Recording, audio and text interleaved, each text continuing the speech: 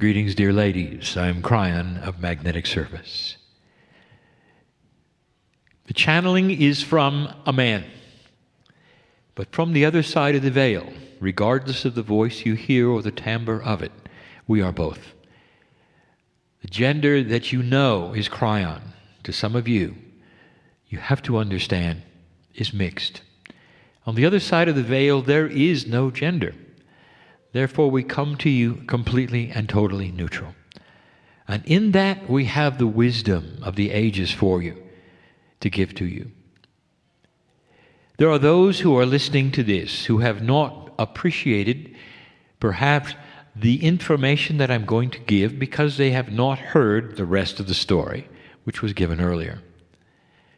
So let me just say we are speaking of the numerology implications of this which we call year 2, referring to the fact that 2012 was the end of a dispensation, the end of a very long count age. The 2013 was a recalibration year which we did not even count in the new energy. The year 1 to you and to us was 2014, and that now that you are in 2015, you are in what we would call year 2. There's a lot for you to see and read into year 2 at the gender that you come in with.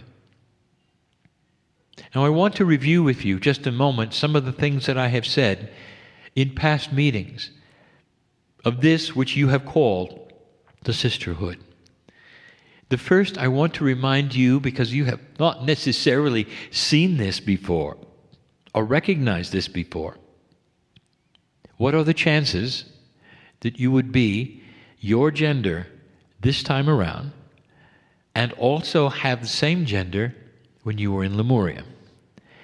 The chances are remarkably against it. It would be what you would call chance or luck. So what I want to tell you is that there was no chance or luck. Old soul, you planned this year. When you came in originally, you had no idea that you would pass the marker. In fact, the predictions that were on the earth at your birth said the opposite. And yet there was always a potential and always a chance, and here you sit in the best of both.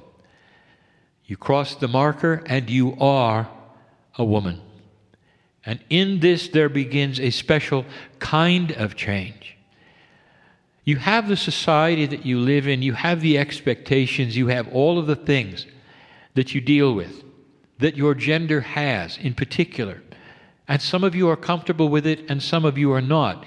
And it really doesn't matter for what I'm going to tell you. Because the challenge ahead of you is one that perhaps you don't expect. It's the year of the 2. 2, in numerological terms, is duality. And so duality includes that, for a woman especially, which is that real world combined with the sacred world. The things you bring in with your gender, specific to you. When you speak of survival, when you speak of bearing children, you speak of raising families and being with partners. These things are part of your duality. And you balance them against a sacred energy which doesn't have actually any gender to it at all.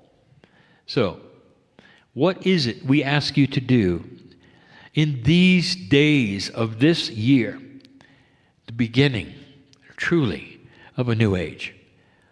And the answer is this: heightened duality is going to start creating in you a recognition of the differences between who you think you are and the sacred one that you really are. There would be those who would say, you're in a woman's movement, and that's to say, it is time to take your power. It is time to do this and that. No, it isn't. It is time to lead the way in compassion. This is what we would expect of the soft gender.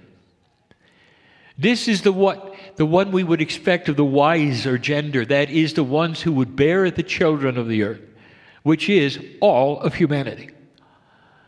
So the duality sharpening for you is going to make you more aware of the differences and also of the similarities, but especially what you can do to meld them so you can become more compassionate.